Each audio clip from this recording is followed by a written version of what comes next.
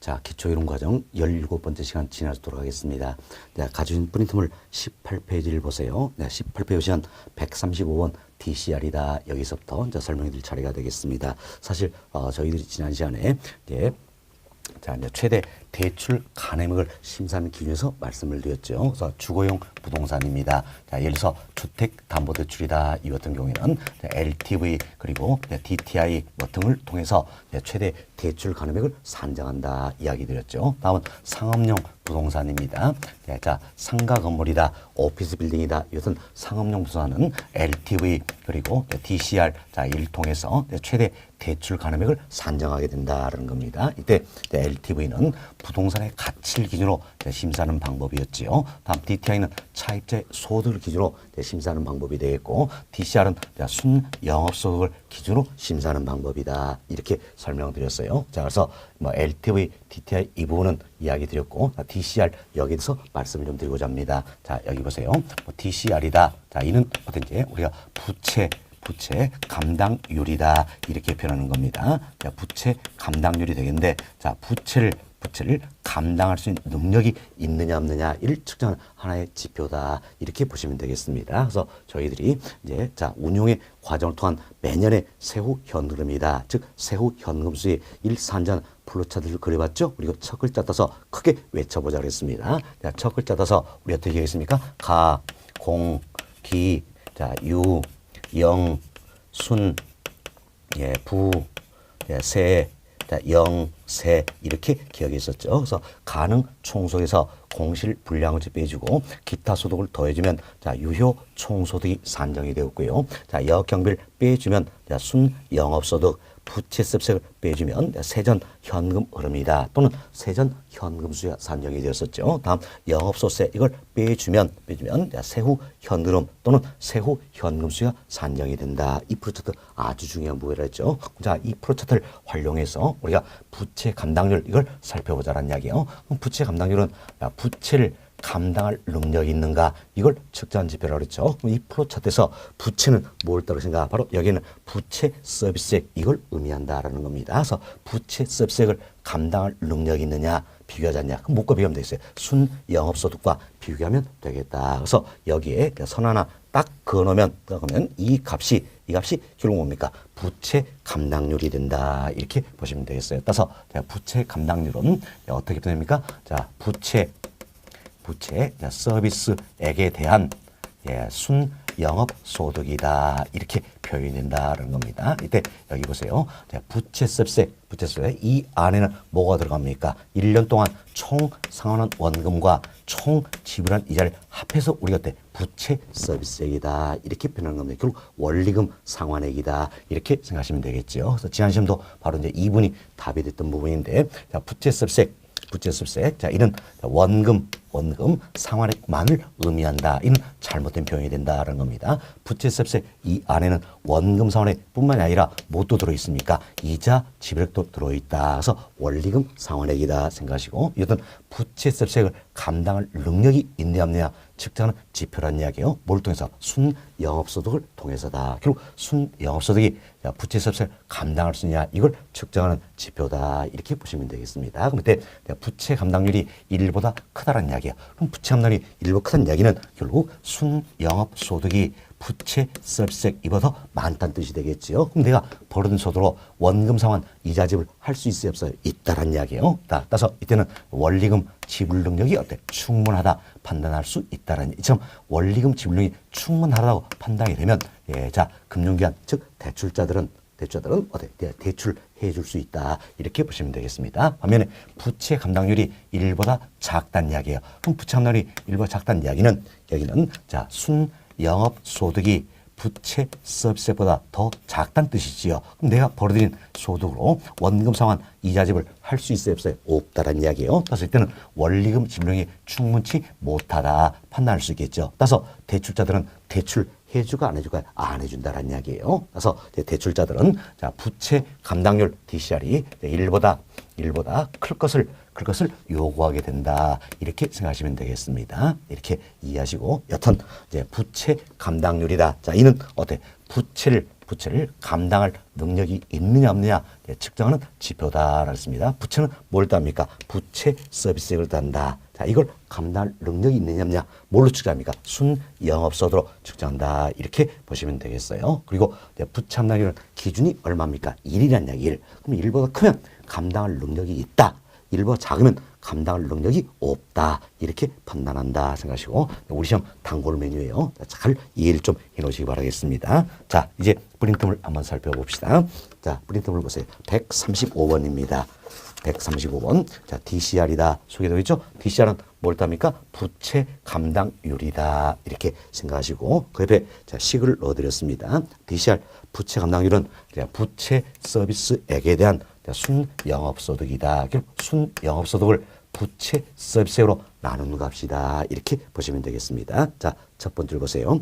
DCR이란 즉 부채 감당률이란 순영업소득이처럼 순영업소득이 부채 서비스액을 감당할 수 있는 능력이 있는지를 측정하는 지표다 알 수 있겠죠. 그래서 DCR이 1보 크다는 것은 이처럼 DCR이 부채 감당률이 1보 크다는 이야기예요. 1보 크다는 것은 순영업소득이 원리금 상환을 감당하기에 충분한 것을 의미하는 거지요. 다음 DCR이 1보가 작다는 것은 이처럼 DCR이 1보가 작다는 것은 순영업소득이 원리금 상환액을 감당하기에 부족한 것을 의미한다. 이렇게 지문을 잘 이해하시고 여하튼 DCR 부채 감당률은 부채를 감당할 능력이 있는가 이걸 측정한 지표로서 기준이 얼마입니까? 1이라고 했어요. 1보 크면 감당할 능력이 있다.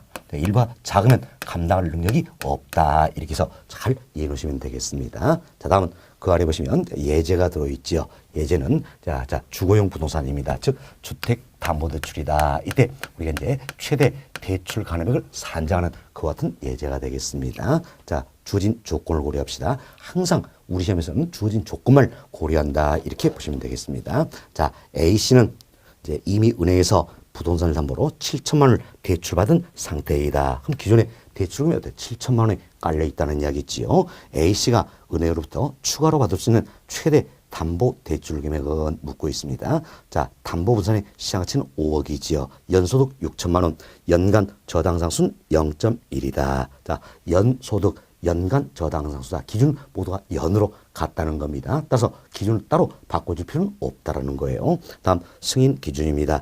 두 가지 대출 승인 기준 모두 충족지게 한다. 자, 먼저 담보 인정비율 LTV죠. LTV는 시장가치 기준으로 50%다. 이렇게 주었습니다. LTV는 시장가치 기준으로 50%다. 다음 이제 총부채 상환비율 DTI입니다. 자, DTI는 40% 이렇게 주어져 있죠. 자, 이 두 가지를 모두 충족시켜야 된다는 겁니다. 그럼 모두 충족시키는 의미는 뭡니까? 자, LTV를 기준으로 대출 가능액 산정이 되겠죠. DTI 기준으로 대출 가능액 산정이 된다는 이야기예요. 자, LTV 기준으로 산정 금액과 DTI 기준으로 산정 금액 중에서 높은 거 낮은 걸 최대 한도로 한다. 이렇게 보셔야 돼서 모두 충족시한다. 이야기는 어때? 둘 중에 낮은 금액을 기준으로 한다. 이렇게 보시면 되겠습니다. 그래서 이 문제도 어떤지 바로 주택담보대출이죠. 주거용에 대해서 LTV, DTI 이 두 가지를 고려해서 최대 대출 가능액을 산정하는 문제다. 이렇게 보시면 되겠습니다. 그래서 우리 시험 완전 단골 메뉴다 생각하시고 지난 시험에도 당연히 출제된 문제죠. 그리고 저희들이 지난 시간에 설명드린 게 있습니다. 자, 이 LTV 기준으로 대출 가능액을 산정하고 DTI 기준으로 대출 가능액을 산정하는데 주어진 시간 내 풀기 위해서는 식을 다 적을 수가 없다고 했습니다. 그래서 우리 요령을 익히자 그랬지요. 요령 익히자. 어떻게 했습니까? 자, LTV 기준으로 대출 가능액 산정할 때는 무조건 부동산 가치의 LTV 비율만 곱해주면 된다 그랬습니다. 왜 그렇습니까? 바로 LTV는 부동산 가치를 기준으로 심사하는 방법이기 때문에 부동산 가치의 LTV 비율만 곱해준다. 이렇게 요령을 잘 익히자 그랬습니다. 자, 그럼 보세요. 이제 자, LTV는 이제 시장가치 기준 50%라고 했어요. 그럼 시장가치를 기준으로 하자는 이야기야. 자, 주원 조건 보세요. 담보부산의 시장가치 얼마입니까? 5억이죠. 그럼 자, 시장가치가 5억이니까 시장가치 기준 50%니까 당연히 5억에 50% 얼른 곱하면 되겠죠. 5억에 50% 곱하면 얼마입니까? 2억 5천이다. 이렇게 해서 우리는 요령을 익히자 했습니다. 자, 그럼 이제 LTV 기준으로 대출 가능액은 얼마입니까? 2억 5천이다. 이래서 하나 찾아냈습니다. 다음 DTL 기준으로 대출 가능액을 산정해보자라는 이야기요. 그럼 주어진 조건은 그러니까 주어진 조건 뭡니까? 연 기준이다라는 이야기요. 그럼 연 기준할 때는 우리 어떻게 해야 했어요? 먼저 DTI 기준할 때 1단계가 뭡니까? 연 소득의 DTI 비율 곱해주는 게 1단계라고 했습니다. 자, 연소득 얼마입니까? 6천만 원이죠. 그럼 6천만 원에 DTI 비율 40% 곱해주자라는 겁니다. 6천만 원에 예, 자, 40%니까 얼마입니까? 2,400만 원이다 할 수 있겠죠. 2,400만 원이다라는 겁니다. 그리고 예, 2단계가 뭡니까? 이때 산정된 금액에서 예, 기타 부채에 따른 이자가 있으면 빼준다 그랬죠. 그러나 주어진 조건을 보세요. 그럼 주어진 조건 보니까 기타 부채에 따른 이자는 있습니까? 없습니까? 없다는 이야기예요. 없다. 예, 그럼 예, 자, 예, 없으니까 2,400 이 금액이 되겠죠. 그리고 3단계가 뭡니까? 저당상수 주어지면 무조건 저당상수로 나눠주는 게 3단계라 그랬습니다. 자, 저당상수 얼마입니까? 0.1이다. 그럼 나누기 0.1 하시면 되겠죠. 나누기 0.1이다라는 겁니다. 자, 이처럼 자, 나누기 0.1 하면 얼마 나옵니까? 2억 4천이 나온다라는 겁니다. 우리 예, 바로 어떻게 구할 수 있네요, 이제. 자, 다시 한번 보세요. 디테일 기준에서 대출 가능하면 어떻게 산정한다. 우리 1단계, 2단계, 3단계 순서를 거친다 그랬습니다. 자, 연소득이 되면 무조건 연소득의 DTI 비율 곱해주는 게 1단계다라는 겁니다. 이때 산정된 금액에서 기타 부채에 따른 이자가 있으면 빼주는 게 2단계라고 그랬죠. 그럼 자, 주은 조건은 기타 부채에 따른 이자는 없네요. 없으니까 바로 3단계 넘어가면 됐죠. 3단계 뭡니까? 저당상수 주면 저당상수로 나눠주는 게 3단계다라는 겁니다. 그래서 여튼 2억 4천 산정이 됐습니다. 결국 LTV 기준으로 대출 가능액은 2억 5천이고 DTI 기준으로 대출 가능액은 2억 4천이네요. 그럼 둘 중에 이제 높은 거 낮은 걸 최대 한도로 한다. 그럼 결국 최대 한도는 얼마입니까? 2억 4천이 되겠다라는 겁니다. 최대 한도는 2억 4천인데 문제에서 묻고 있는 건 뭡니까? 추가로 대출 가능한 최대 금액 이걸 산정하자 그랬습니다. 그럼 자, 최대 대출 가능액은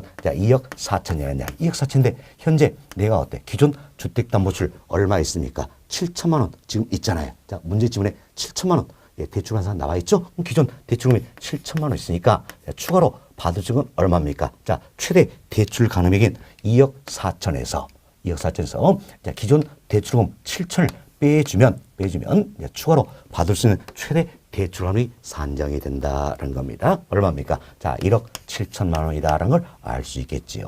예, 1억 7천만 원이다 이렇게 보시면 되겠습니다. 네, 따라서 답은 몇 번이 되겠습니까? 2번. 자, 1억 7천만 원이다. 이렇게 찾으시면 되는 문제예요. 어때? 요령만 익히면 어려운 문제는 아닙니다. 그래서 여러분이 이 같은 계산 문제도 매해마다 출제가 되어 있기 때문에 제가 비록 기초는 과정이지만 계산 문제 한번 풀어봤습니다. 자, 요령만 잘 익히자라는 겁니다. LTV를 기준으로는 대출 가능액을 어떻게 산정한다 했어요? 무조건 부동산 가치의 LTV 비율을 곱해주면 되겠다. 다음 DTL 기준하면 3단계라고 그랬죠. 자, 1단계는 뭡니까? 우리 연소득이 있을 때 무조건 연소득의 DTI 비율을 곱해주자. 이게 1단계. 이때 산정된 금액에서 기타 부채에 따른 이자가 있으면 빼주는 게 2단계. 2단계 없으면 이 금액에서 저당상수로 나눠주면 되겠죠. 이게 3단계다라는 겁니다. 그래서 여러분들이 요령만 잘 익히시면 제한돼 제한에 얼마인지 풀 수 있는 계산 문제 유형이다. 이렇게 생각하시고 앞으로 이 같은 문제도 여러 차례 풀어드릴 겁니다. 오늘 또 한번 우리가 풀어봤다. 여기에 어때? 의의를 두셔도 되겠다. 이렇게 생각을 해봅니다. 자, 다음은 이제 136번으로 넘어갑니다. 자, 136번 이 부분은 이제 자금의 조달 방법이다. 이와 관련 내용이에요. 이처럼 자금을 조달하는 방법에도 크게 우리가 두 가지로 나눠볼 수 있겠죠. 하나는 지분금융이라는 게 있습니다. 지분금융. 그리고 또 하나는 부채 금융이다. 이렇게 크게 우리가 지분금융과 부채금융으로 나눠볼 수가 있다는 이야기예요. 그리고 지분금융과 부채금융의 중간적인 성격을 지닌 자금 조달 방법을 가리켜서 우리가 메자닌 금융이다. 이렇게 이야기합니다. 메자닌 금융이다. 그래서 결국은 세 가지를 학습하게 되어 있는데 먼저 지분금융입니다. 자, 지분금융은 쉽게 자기 자본을 조달하는 방식이다. 이렇게 보시면 되겠습니다. 그래서 상법상 주식회사가 주식을 발행합니다. 또한 지분을 지분을 매각한다는 이야기예요. 처음 주식을 발행하거나 지분을 매각함으로써 자기 자본을 조달하는 게 지분 금융 방식이다. 이렇게 보시면 되겠습니다. 자, 다음은 부채 금융에서는 타인 자본을 조달하는 방식이 되겠습니다. 이때 채권을 발행한다는 이야기예요. 흔히 우리가 사채다 이렇게 표현하는데 사채 나면 채권 생각하시면 되겠습니다. 채권을 발행하거나 저당을 설정함으로써 타인 자본을 조달하는 게 바로 뭡니까? 부채 금융이다라는 겁니다. 그래서 사채 즉 채권을 발행하거나 저당을 설정함으로써 타인 자본을 조달하는 게 부채 금융이다. 이렇게 보시면 되겠습니다. 자, 그럼 우리가 이제 몇 가지 예를 통해서 조금 더 살펴보도록 하겠습니다. 먼저 부동산 투자 회사라는 게 있습니다. 우리 앞으로 또 배우겠지만 부동산 투자 회사가 있다는 겁니다. 근데 부동산 투자는 부동산 투자 회사 법이라는 게 있어요. 설립 근거로 두고 있는데 부동산 투자 법 여기에 나면 부동산 투자는 상법상 주식회사입니다. 상법상 주식회사 주식 발행을 통해서 자금을 조달하는 게 원칙이 된다. 참 주식 발행이 이루어지기 때문에 부동산 투자회사는 바로 지분 금융의 대표적인 사례가 된다. 이렇게 보시면 되겠습니다. 자, 다음은 부동산 간접 투자 펀드라는 게 있습니다.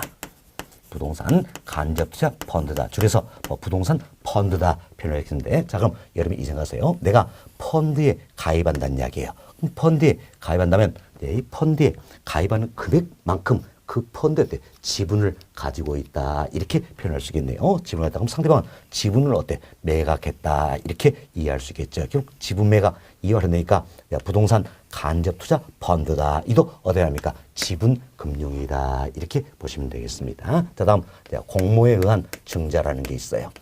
공모에 의한 증자다라는 게 있는데, 이때 공모는 공개 모집 여기에 약자입니다. 공개 모집이다라는 겁니다. 그리고 증자는 자본금을 증가시킨다 이런 의미예요. 우리가 주식을 발행할 때도 지금 공개 모집 일통해서 발행할 수가 있다라는 겁니다. 따라서 공모에 의한 증자 이 부분도 주식 발행 관련이 된다. 이런 의미에서 지분 금융의 하나의 사례가 된다. 이렇게 보시면 되겠습니다. 자, 다음은 신디게이트라는 게 있어요.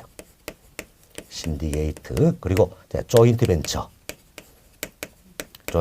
게 있는데, 자, 이때 신디게이트가 무엇이고 조인트 무엇인지 이건 크게 우리 집에서 중요한 게 아닙니다. 신디게이트, 조인트 벤처 모두가 지분 금융 방식이다. 이게 중요한 부분이다 생각하시고, 여기는 신디게이트라든지 조인트 벤처 모두가 개발 사업에 있어서 자금을 조달하는 방식이에요. 자금을 조달하는 방식인데, 신디게이트는 다수의 투자자가 참여하는 방식이고, 조인트 벤처는 소수의 투자자가 참여하는 방식이다. 이렇게 보시면 되겠습니다. 자, 그럼 쉽게 우리 이런 생각을 해봅시다. 총 100억을 조달을 하고자 한다는 이야기예요. 그럼 100억을 조달하고자 하는데, 이때 처음 100억을 조달하고자 하는데, 1억씩 100명이 출자를 했다는 이야기예요. 이처럼 100명 다수의 투자자가 참여하는 게 바로 뭡니까? 신디게이트 방식이에요. 다수의 소액의 투자자가 참여한다. 이게 신디게이트 방식이 되겠고, 다음은 50억씩 2명이 출자를 했다는 이야기예요. 그래서 총 100억이 되는 거죠. 그래서 50억씩 2명이 출자. 소수의 고액의 투자자가 참여하는 게 조인트 벤처다. 이렇게 참고만 하시기 바라겠습니다. 결국은 신디게이트나 조인트 벤처 모두가 어떻습니까? 투자자들이 참여하는 거죠. 그럼 내가 출자한 만큼 뭘 갖습니까? 지분을 갖는다. 이렇게 생각하시면 되겠어요. 출자만큼 지분을 갖게 된다는 겁니다. 그래서 여기에 있는 신디게이트, 조인트 벤처 모두가 어디합니까? 지분 금융에 해당한다. 이렇게 해서 여러분들이 신디게이트, 조인트 벤처는 지분 금융에 해당한다. 이것만 기억을 좀 해놓으시면 되겠습니다. 다수의 투자냐, 소수의 투자냐, 이 중요성이 없다 그랬습니다. 여튼 지분 금융 방식이다. 이렇게 보시면 되겠어요. 그래서 저희들이 지분 금융 방식의 대표적인 사례 5가지를 말씀드렸습니다. 자, 부동산 투자 회사, 부동산 간접 투자 펀드, 공모연 증자, 신디게이트, 조인트 벤처 이들은 모두가 어때? 지분 금융 방식이다. 이렇게 보시면 되겠습니다. 자, 다음은 이제 자산 담보부 증권이라는 게 있습니다. 자산 담보부 증권이다. 하는데 흔히 이 부분은 영어로 우리 자산 이거 뭡니까? 어셋 첫 글자 따서 A, 담보에다 backed 첫 글자 따서 B, 증권 security 첫 글자 따서 S. 그래서 자산 담보부 증권 이 같은 경우에는 우리 ABS 이렇게 표현하는 겁니다. ABS. 자, 그리고 이제 저당 담보부 증권이라는 게 있습니다. 저당 담보부 증권이다. 이때 저당은 영어로 모기지 이렇게 표현하는 거죠. 그래서 M 담보에다 backed B 증권 security S. 그래서 저당 담보부 증권이다. 이 부분은 MBS 이렇게 표현이 된다는 겁니다. 그때 벌써 이제 저당 담보부 증권이다. 이는 어때? 저당 설정. 이와 관련된다 할 수 있겠죠? 사실 저당은 뭘 의미했습니까? 부동산을 담보로 해서 자금을 융통하는 기법이라고 했어요.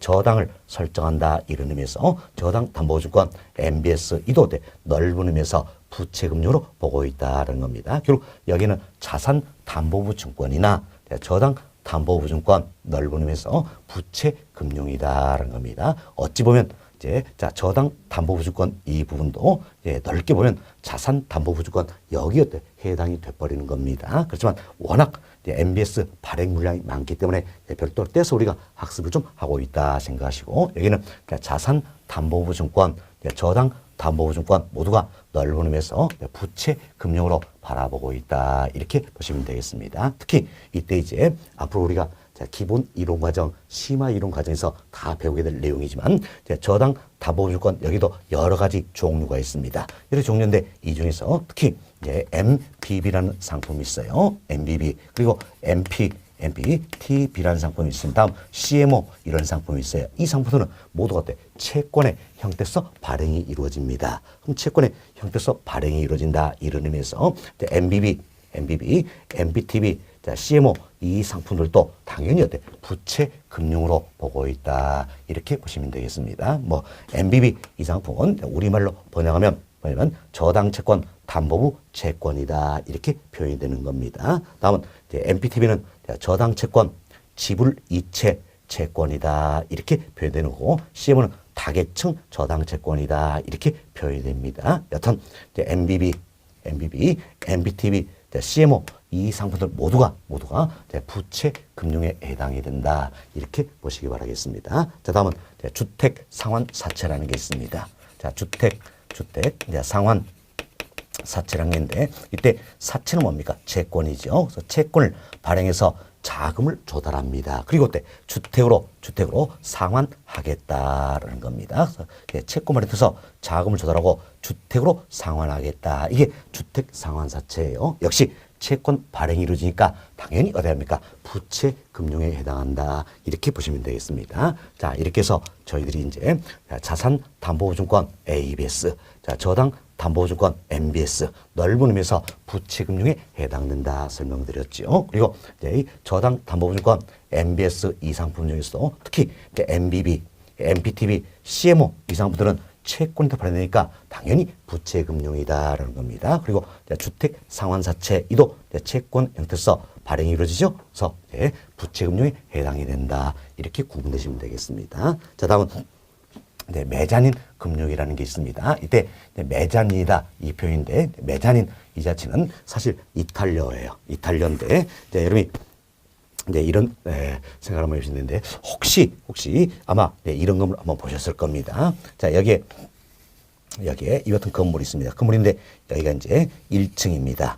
1층. 자, 1층과 2층에 1층과 2층인데 1층의 층고가 아주 높아요. 아주 높아서 자, 1층에서 계단을 통해서 이렇게 올라갑니다. 올라가서 자, 이 같은 형태가 있죠. 올라서 난간 잡고 이렇게 아래로 내려다본다 할 수 있겠지요. 그래서 아마 이런 것을 보셨을 거예요. 근데 이때 이 부분을 보자는 이야기예요. 자, 이 부분을 가리켜서 우리가 뭘 할 것인가? 1층과 2층의 중간층이다 이런 의미에서 이걸 해서 1층과 2층의 중간층이다 이런 의미에서 이탈리아로 메자닌 이렇게 표현되는 겁니다. 결국 메자닌은 1층과 2층의 중간이다. 예, 이렇게 설명할 수 있겠지요. 그래서 우리 여기서도 마찬가지입니다. 자, 지분금융과 예, 부채 금융의 중간 성격을 지니는 자금제도 방식을 총칭해서 우리가 매잔인 금융 이렇게 표현하는 겁니다. 자, 매잔이다. 이 말 자체는 뭡니까? 1층과 2층의 중간층이다. 이런 이탈리아라고 그랬어요. 1층과 2층의 중간층이다. 이런 의미에서 바로 지분금융과 부채금융의 중간 성격을 지니는 자금제도 방식을 총칭해서 우리가 매잔인 금융이다. 이렇게 표현되고 있다라는 겁니다. 그래서 매잔인 금융의 가장 대표적인 예가 있죠. 바로 전환사채라는 게 있습니다. 전환사채. 그리고 신주, 인수권부 사채가 있다. 이 두 가지가 매잔인 금융의 가장 대표적인 예가 된다. 이렇게 보시면 되겠습니다. 사실 여기 보세요. 전환사채, 신주, 인수권부 사채다. 자, 사채니까 뭡니까? 채권이지요. 채권. 채권 발행을 통해서 자금을 조달한다는 이야기예요. 전환사채는 전환권이라는 권리가 부여되어 있다는 이야기예요. 전환권이라는 권리가 부여된 채권이 되겠고, 신주 인수권 사채는 신주 인수권이다. 이것은 권리가 부여되어 있다라는 겁니다. 그래서 신주 인수권이다. 이것은 권리가 부여되어 있다. 그럼 자, 해보세요. 이때 전환권은 발행회사의 주식으로 전환할 수 있는 권리를 뜻하는 겁니다. 그리고 신주인수권은 발행회사의 신주를 새로운 주식이죠. 신주를 인수할 수 있는 권리란 이야기예요. 그럼 자, 이처럼 전환권, 신주인수권 모두가 주식과 관련된 권리다 할 수 있겠죠. 이처럼 채권의 형태서 발행은 이루어지지만 주식과 관련된 권리가 옵션으로 들어있다는 야. 물론 옵션이 때는 행사할 수도 있고 행사하지 않을 수도 있는 겁니다. 여튼 발행은 채권의 형태서 이루어지만 주식과 관련된 옵션이 들어있다는 이야기예요. 결국 우리가 이내로 보면 채권은 어떻습니까? 부채죠. 주식은 뭡니까? 지분이다. 그래서 지분과 부채의 중간 성격을 지니고 있다라는 겁니다. 그래서 전환사채, 신주, 인수공사채 이 두 가지는 대표적인 매잔인 금융의 사례가 되는 것이다. 이렇게 보시면 되겠습니다. 그래서 여러분이 이 내용을 통해서 여러 가지 사례를 말씀드렸습니다. 그래서 지분 금융인지 부채 금융인지 매잔인 금융인지 이것만 잘 구분하시면 되는 겁니다. 다시 한번 이야기 드립니다.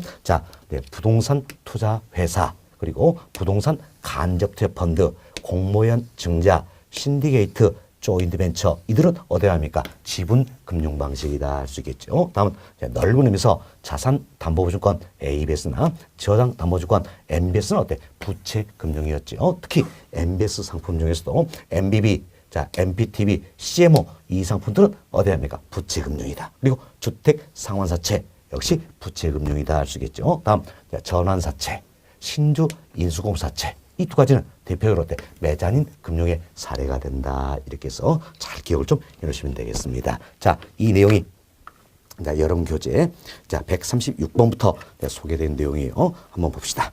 136번 보세요. 지분을 매각하거나 주식을 발행하여 이처럼 지분을 매각하거나 주식을 발행하여 자기 자본을 조달한 방법이 뭡니까? 지분 금융이다 할 수 있겠죠. 그래서 제가 몇 가지 예를 들어드렸어요. 다 설명드렸죠. 부동산 투자회사, 부동산 간접투자 펀드, 공모연 증자, 부동산 신디게이트, 조인트 벤처 이들은 모두 지분 금융의 사례가 된다라는 겁니다. 다음 137번 봅시다. 저당을 설정하거나 이처럼 저당을 설정하거나 사채 즉 채권을 발행한다는 이야기야. 채권 발행돼서 타인 자본을 조달한 방법은 부채 금융이다 표현했죠. 예를 들어서 자산 담보보증권 ABS라든지 다음 저당 담보증권 MBS 이들은 넓은 의미에서 부채 금융에 해당된다 이야기 드렸죠. 다음은 MBS 이 상품 중에서도 저당채권 담보부채권이다 MBB지요. 저당채권 지불 이체채권이다 MPTB. 다계층 저당채권 CMO 이들은 모두가 채권에 대해서 발행이 이루어지기 때문에 부채금융에 해당한다는 겁니다. 그리고 주택상환사채 역시 부채금융에 해당한다. 이렇게 보시면 되겠습니다. 자, 다음 페이지 봅시다. 19페이지예요. 138번. 매잔인 금융이다 소개되고 있는데 첫 번째로 보세요. 매잔이란 건물의 1층 바닥과 2층 바닥 사이에 만들어진 층이다. 자, 이처럼 1층과 2층 이 사이에 만들어진 2층을 뭡니까? 메자닌 이렇게 표현한다는 이야기예요. 그래서 이제 높이나 바닥 면적이 기준층보다는 작은 층보다는 결국 이 면적이 어때? 이 면적이 1층 이보다는 어떻습니까? 더 작겠죠? 작은 층 이걸 뜻하는 이탈리아다라는 겁니다. 그래서 건물의 1층과 2층 사이에 있는 라운지 등의 공간처럼 건물 내부의 다른 층들보다 작게 두 층 사이에 설치된 중간층으로서 중 2층 이렇게도 표현된다라는 겁니다. 이런 게 메자닌이다 참고하시고, 따라서 메자닌 금융이란 지분과 부채의 중간적인 성격을 지닌 자금 조달 방법을 총칭하는 표현이다 할 수 있겠습니다. 대표로 예를 들어서 우리 뭘 들었습니까? 전환사채, 신주 인수공사채 이들이 메자닌 금융의 대표적인 이해가 된다. 이래서 잘 이해하시면 되겠습니다. 자, 우리가 예제 통해서 간단하게 반복 수업합시다. 자, 예제 봅시다. 자, 부동산 개발 사업의 재원 조달 방안 중 하나인 메자닌 금융의 유형으로 옳은 것은, 자, 메자닌 금융 대표로 두 가지 예를 기억하자랬죠. 전환사채, 신주 인수공사채다. 따라서 답은 몇 번이 되겠습니까? 1번. 자, 신주 인수공사채다. 이렇게 찾아보시면 되겠는데 답은 1번이 되겠고, 참고로 자, 보기 2번에는 자산 유동화 증권이다. 그럼 자산 유동화 증권은 여기에는 자산 담보부 증권 이와 같은 의미예요. 그래서 부채 금융이 되겠지요. 3번 부동산 신디게이트, 4번 조인트 벤처다. 자, 신디게이트, 조인트 벤처는 어디에 합니까? 지분 금융이죠. 5번 주택 상환사채, 이는 어디에 합니까? 부채 금융이다. 이렇게 보시면 되겠습니다. 자, 이렇게 해서 저희들이 예제까지 다 풀어드렸고, 다음은 139번입니다. 139번은 주택 저당채권 유동화 제도다 소개되는 부분인데, 자, 이분은 먼저 우리가 자, 여기서부터 이야기를 한번 해봅시다. 자, 사실 금융기관들은, 자, 은행들은 자금을 조달해서 조달한 자금을 운용을 하게 된다라는 겁니다. 그럼 자금을 조달한 방법도 여러 가지가 있겠죠. CD 발행돼서 자금을 조달할 수도 있겠고 여러 가지 방법이 있다는 얘기. 그중에 가장 대표적인 자금 조달 수단 중에 하나가 고객도로 받는 예금입니다. 예금 이 자체가 약 40% 이상의 비중을 차지하고 있는 부분이에요. 자금 조달의 가장 대표 방법은 예금이다라는 겁니다. 그럼 고객들은 예금 가입하는데 이때 이 예금은 단기성 자금입니까? 장기성 자금입니까? 대체로 단기성 자금이다 할 수 있겠죠. 단기성 자금이다라는 겁니다. 다음 이 조달한 자금을 운용을 한다는 이야기. 운용 방법도 여러 가지 있겠죠. 그 중에 하나가 뭡니까? 바로 주택 담보 대출이다. 이렇게 보시면 되겠어요. 주택 담보 대출이다. 그럼 이때 주택 담보 대출은 단기입니까? 장기입니까? 장기로 이루어진다 할 수 있겠죠. 그럼 자, 잘 보세요. 단기로 조달한 자금을 장기로 운용을 하다 보면 만기가 맞아요, 안 맞아요? 안 맞는 이야기예요. 맞다. 이처럼 자, 만기 불일치에 따른 위험이 존재하게 된다는 겁니다. 자, 보세요. 고객으로부터 받은 예금, 단기성 이 자금을 가지고 장기로 주택담보를 다 잊어버렸어요. 다 잊어버리면 고객들이 내가 가입된 예금 돌려달라. 찾을 때 돌릴 돈이 있어요, 없어요? 없다는 게 없다. 왜? 단기로 조달한 자금을 장기로 운용을 하기 때문이다라는 겁니다. 참 만기 불일치에 따른 위험을 안게 된다는 겁니다. 참 만기 불일치에 따른 위험을 가리켜서 우리가 유동성 위험이다 이렇게 표현하는 겁니다. 그리고 만기 불일치에 따른 위험이 뭡니까? 유동성 위험이다. 그래서 금융기관들이 참 유동성 위험에 빠져들면요, 파산은요 시간 문제라는 겁니다. 시간 문제다. 그럼 잡으세요. 일개 금융기관이 파산한다 생각해보세요. 국민기관에 미친 영향도 지대하다 할 수 있겠지요. 그럼 자, 은행들은 이처럼 만기 불일치에 따른 위험, 유동성 위험이 있는 걸 알면서도 단기로 초다른 자금을 장기로 운영하려고 할까 안 할까요? 안 하겠지요. 그래서 주택담보대출 안 한다니 안 한다. 그럼 주택담보대출을 해주게 하기 위해서는 주택담보대출이 이루어져서는 유동성 위험에서, 즉 만기 불일치 위험부터 벗어나야지 주택담보대출 해줄 수가 있다는 이야기예요. 그럼 유동성 위험에서 벗어나기 위해서는, 즉 만기 불일치 위험에서 벗어나기 위해서는 어떻습니까? 추가로 재원을 마련할 수 있어야 한다는 이야기예요. 추가로 재원을 마련할 수 있어야지 자, 유동성 위험에서 벗어날 수 있다는 겁니다. 이처럼 자, 추가 재원을 마련하기 위한 제도적인 장치로 도입된 게 바로 뭡니까? 자, 주택 저당 채권 유동화 제도다. 이렇게 보시면 되겠어요. 주택 저당 채권 유동화 제도다라는 겁니다. 자, 이처럼 주택 저당 채권 유동화 제도 이를 통해서 추가 재원을 마련할 수 있기 때문에 금융기관들은 유동성 위험으로부터 벗어날 수 있다는 이야기예요. 따라서 단기로 조달한 자금을 장기로 주택담보대출 해줄 수 있어요, 없어요? 있다. 이렇게 보시면 되겠습니다. 만약에 우리나라에서도 이것은 주택저당권 유동화 제도다. 이 제도가 도입되지 않았으면 은행들이 장기로 주택담보대출을 해주려고 할까 안 할까요? 안 한다는 이야기예요. 한다. 그러나 이제 우리나라에서도 이제 사실 IMF 이후에 저희 97년 말에 IMF는 위기를 겪었죠. 이 이후에 도입된 제도가 되겠는데 이것은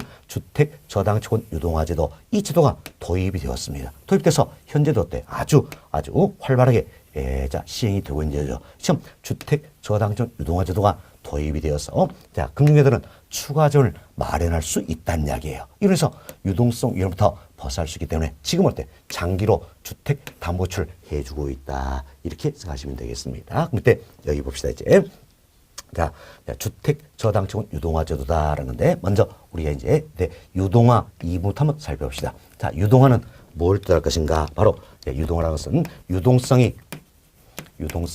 낮은 상품이 있다는 이야기예요. 유동성이 낮은 상품 1 어떻습니까? 유동성을 높여주겠다. 이 제도가 바로 어때? 유동화 제도다. 이렇게 보시면 되겠습니다. 자, 보세요. 그럼 유동성이 낮은 이 상품은 어때? 유동성을 높여주는 제도다라는 겁니다. 자, 안 팔린 상품을 잘 팔리게 만들어주겠다는 이야기. 자, 보세요. 유동성이 낮다는 얘기는 뭡니까? 잘 안 팔린다니 안 팔린다. 이걸 유동성을 높인다는 얘기는 잘 팔리게 만들어주겠다. 이렇게 보시면 되겠습니다. 자, 그럼 이제 여기 봅시다. 자, 주택저당채권이다. 이 부분이 있네요. 앞으로 우리가 주택저당채권 이걸 줄여서 저당채권 이렇게 표현을 많이 할 겁니다. 그럼 저당채권이다. 이건 뭐를 말 것인가? 쉽게 이런 생각하세요. 내가 주택을 담보로 대출받는다는 이야기예요. 그럼 내가 주택을 담보로 대출할 때 저당권 또는 근저당권 설정하겠죠. 이때 설정된 저당권이나 근저당권 이걸 가려서 우리가 저당채권이다 이렇게 이야기하는 겁니다. 그럼 자 보세요. 은행은 주택을 담보로 대출해주고 어때? 자 이처럼 자 근저당권 1억 설정된 것도 있겠고 근저당권 1억 2천만 원 설정된 것도 있겠지요. 그렇죠?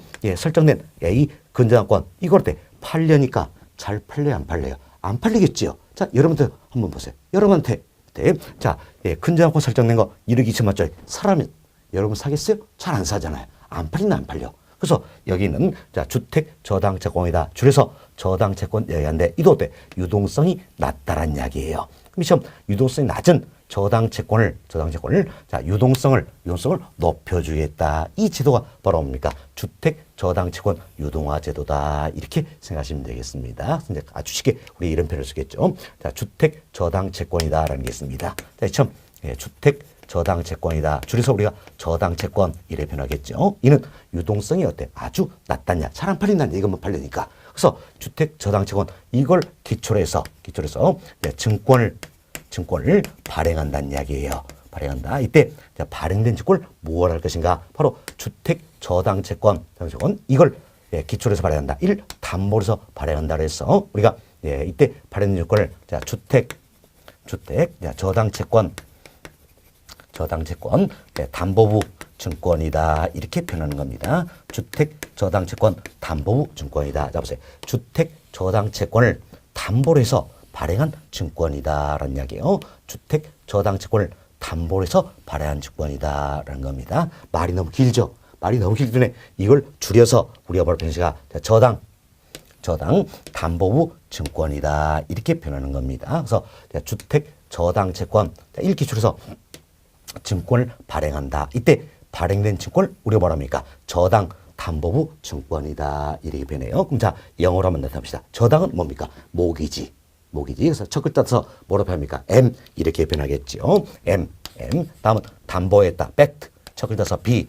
증권 어때? security. 첫 글자 써 S. 그래서 저당 담보부 증권 이걸 MBS 이렇게 표현하는 겁니다. 자, 따라서 주택 저당 채권을 담보로 해서 증권을 발행한다. 이때 발행된 증권이 바로 뭡니까? MBS다라는 겁니다. 우리 조금 전에 자 부채금융 이야기 드리면서 여기 보세요. 저당 담보보증권이다. MBS 이걸 말씀을 드렸죠. 이 자체가 바로 이제 어떤 주택 저당채권 유동화제도 이래서 발행된 증권이 된다라는 겁니다. 이처럼 주택 저당채권을 담보로 해서 증권을 발행한다. 이때 발행 증권이 MBS다라는 얘기입니다. 이처럼 MBS 1 발행해서 투자자에게 매각을 하고 자금을 조달하는 기법이다. 이렇게 보시면 되겠습니다. 사실 주택 저당채권 이것만 팔려니까 잘 안 팔리더라는 이야기예요. 안 팔리니까 이를 기초로 해서 증권을 발행하겠다는 겁니다. 증권을 발행하면 발행된 증권 더 잘 팔릴 수 있겠죠. 그래서 유동성이 낮은 저당채권을 증권 발행이란 과정에서 유동성을 높여준다라는 겁니다. 그래서 투자 매각 자금을 조달 이게 주택 저당채권 유동화제도다 생각하시면 되겠어요. 아주 쉽게 우리 생각합시다. 자 1억 2천짜리 팔려니까 안 팔리더라는 이야기예요. 이걸 5천짜리로 쪼개서 증권 발행해서 판다면 팔릴 수 있어요, 없어요? 있다란 이야기지요. 있다. 저도 마찬가지예요. 1억 2천짜리 그냥 사라. 안 삽니다, 안 사. 그렇지만 이 1억 2천만 원 이걸 기초로 해서 5천짜리 다 쪼갠다는 이야기. 쪼개서 증권 발행해서 매각한다는 이야기. 그럼 5천짜리 10개는 살 수 있다는 이야기예요. 이 같은 원리다. 아주 쉽게 생각하시면 되겠습니다. 여튼 주택 저당채권 이걸 기초로 해서 증권을 발행한다. 발행 증권을 MBS 저당 담보보증권 이렇게 표현했죠. 이를 투자 매각하고 자금을 조달하겠다. 이 기법이 바로 주택 저당채권 유동화제도다 할 수 있겠죠. 이 같은 주택 저당채권 유동화제도 흔히 발행 증권이 MBS라 해서 우리 이제 MBS 제도다 한데 이 제도가 도입됨으로 인해서 금융기관들은 추가적을 마련할 수 있다. 그래서 유동성으로부터 벗어날 수 있다는 이야기예요. 그래서 단기로 조달한 자금을 장기로 주택담보대출 해줄 수 있게 된다는 겁니다. 결국 주택담보대출 이를 원활하게 수행하기 위해서 도입된 게 바로 뭡니까? 주택저당채권 유동화제도다. 이렇게 생각하시면 되겠습니다. 자, 이 내용을 토대로 우리가 좀 더 구체적으로 살펴보도록 하겠습니다. 그래서 저희들이 주택저당채권 유동화제도다. MBS도 이 여기서는 먼저 저당시장의 구조부터 이해가 될 수 있어야겠습니다. 자, 저당시장의 구조를 말씀드리는데 어찌 보면 저희들이 지금까지 설명드렸던 이 내용입니다. 자, 주택 저당채권을 기초로 해서 증권을 발행한다냐, 발행 증권을 투자 매각하고 자금을 조달하는 기법이다. 하는데 이걸 좀 더 이제 구체적으로 살펴보자는 겁니다. 살펴보면 먼저 주택을 담보로 해서 대출 받으려는 사람이 있겠지요. 주택을 담보로 해서 대출 받고자 한다. 흔히 자금의 수요자다. 그래서 우리가 차입자다. 이렇게 표현하겠죠. 차입자는 주택을 담보로 해서 대출 받고자 한다는 이야기예요. 받고자 해서 자금의 수요자다라는 겁니다. 이 사람은 주택을 담보로 한다는 이야기예요. 그럼 주택을 담보로 한다. 그래서 저당권 또는 근저당권 설정하겠죠. 이때 설정된 저당권 또는 근저당권을 우리 뭐라고 했습니까? 저당채권이다. 이렇게 표현했죠. 저당채권을 맡기고 주택 담보대출 받게 된다는 겁니다. 대출 받게 누구로부터? 대출자로부터다. 그래서 우리나라에서는 이처럼 대출자 역할을 누가 수행합니까? 바로 금융기관들이, 주로 은행 이 같은 금융기관들이 수행을 하고 있다라고 보시면 되겠습니다. 밑에 대출자는 자신이 설정했던 저당채권을 포트폴리오로서 보유할 수도 있다는 이야기예요.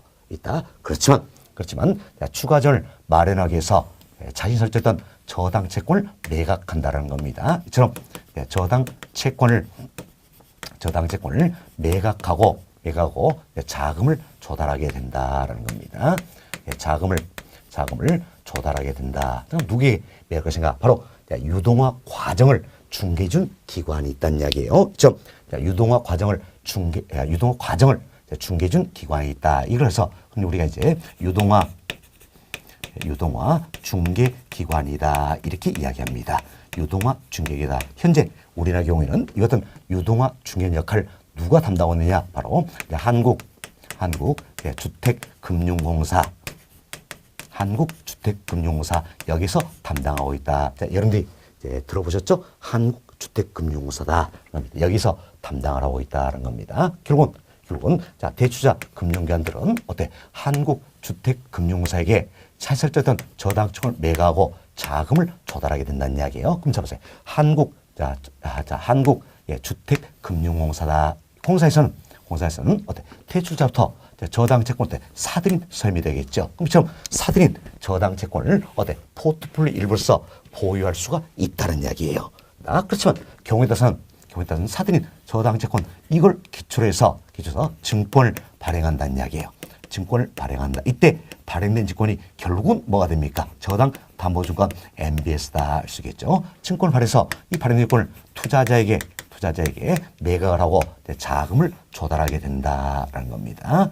자금을 조달하게 된다는 겁니다. 자, 이 기법이 바로 뭐가 됩니까? 주택 저당채권 유동화 제도다. 이렇게 보시면 되겠어요. 어찌보면 우리가 설명드린 주택 저당채권 이걸 기초로 해서 MBS라는 증권을 발행하고 투자명에서 자금을 조달한다. 이걸 세부적으로 살펴본 내용이다. 이렇게 보시면 되겠습니다. 자, 다시 한번 보세요. 자금세인 차입자는 주택을 담보로 한다. 그래서 근저당권 설정한다 했죠? 이게 저당채권이다.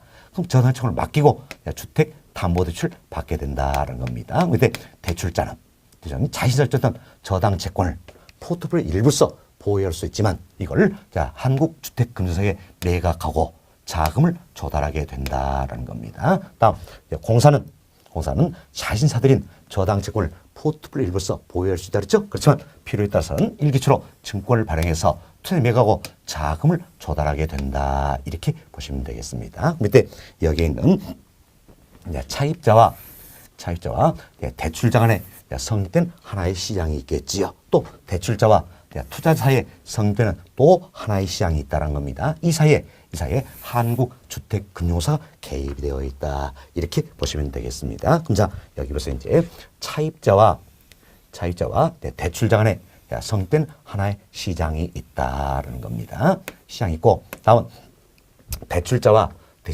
투자 사이에 성립되는 또 하나의 시장이 있다는 겁니다. 시장이 있다. 그래서 우리가 두 개의 시장으로 나눠볼 수 있겠는데 여기 보세요.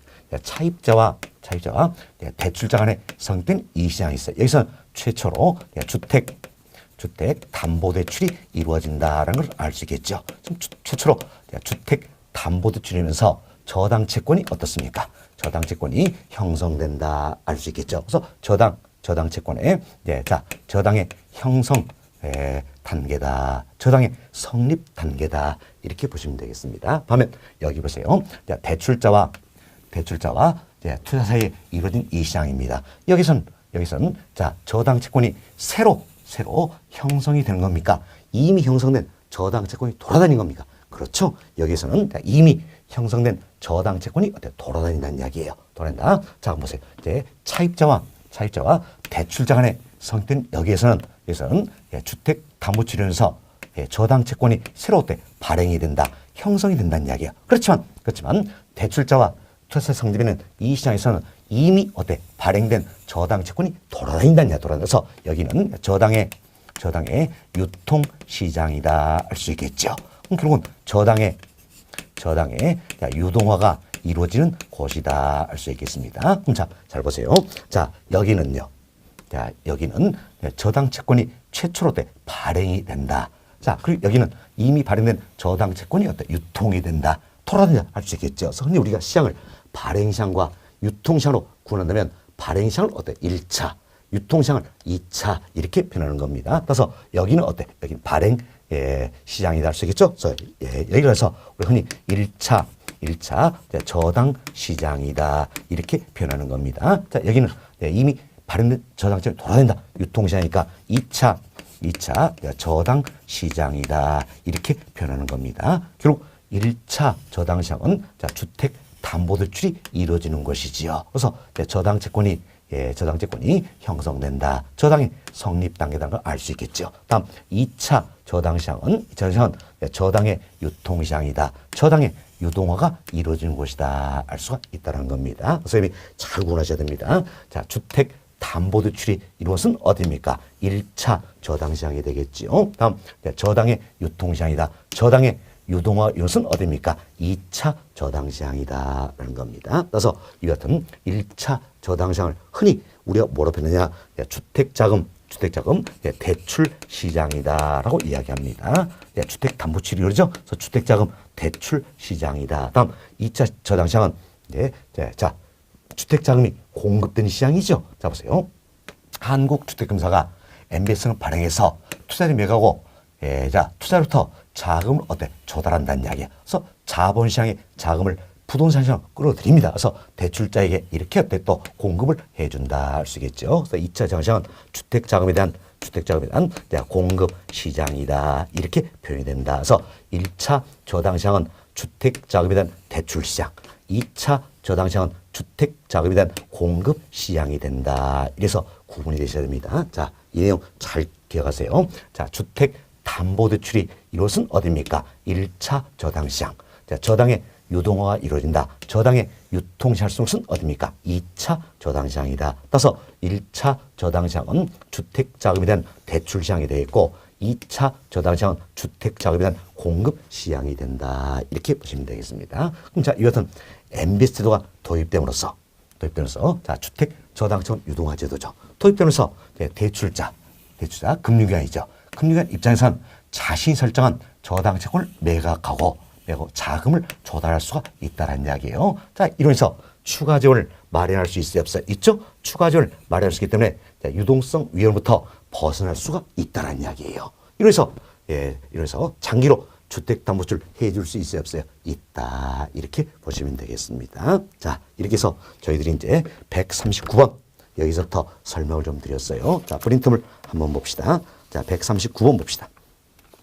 139번 보시면 자, 주택저당채권 유동화 제도다 소개되고 있죠. 근데 우리가 MBS 제도 이래 표현하는데 자, 첫 번째 보세요. 자, 주택저당채권 우리가 설명드린 내용이죠. 자, 이를 기초로 해서 유동화 증권을 발행한다. 그럼 이때 발행 증권을 우리 뭐라고 했습니까? 저당 담보증권 MBS다 표현했죠. 이를 투자자의 매각하고 자금을 조달하는 기법이다라는 겁니다.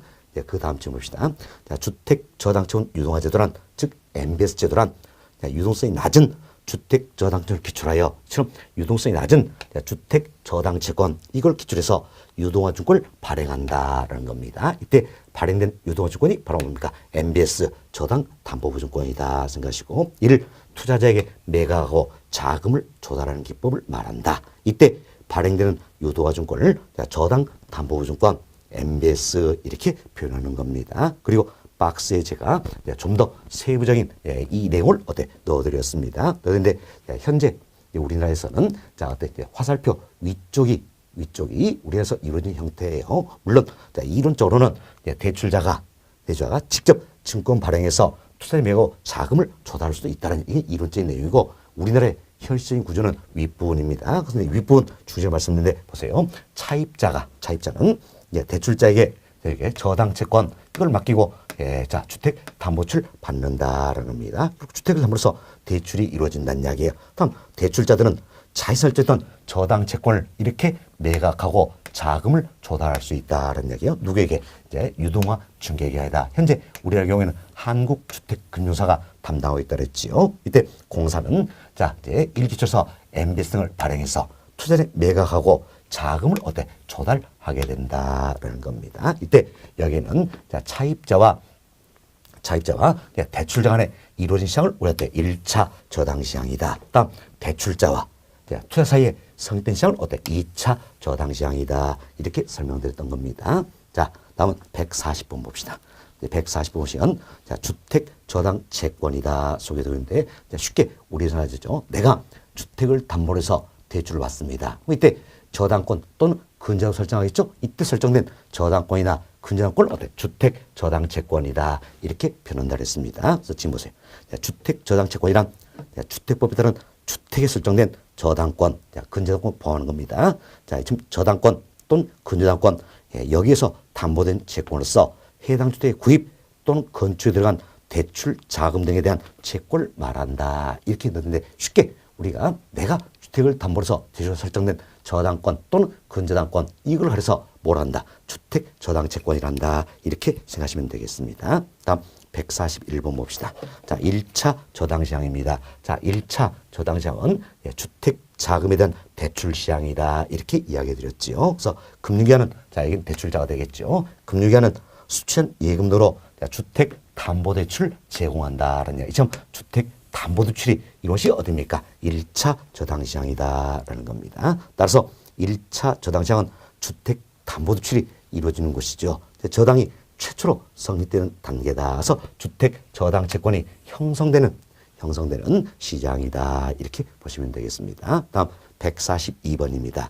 네, 142번은 2차 저당 시장이다. 설명된 내용이죠. 자, 이는 주택자금 공급 시장을 말한다라는 겁니다. 자, 지문 보세요. 2차 저당 시장은 특별 목적서를 통해 흔히 우리가 영어 척도서 SPC 이야기하는데 신경 쓸 필요 없습니다. 특별 목적을 통해 그럼 자, 이 사례를 보면 특별 목적에서 어디가 됩니까? 한국주택금융사 여기가 된다. 이렇게 참고만 하시면 되겠습니다.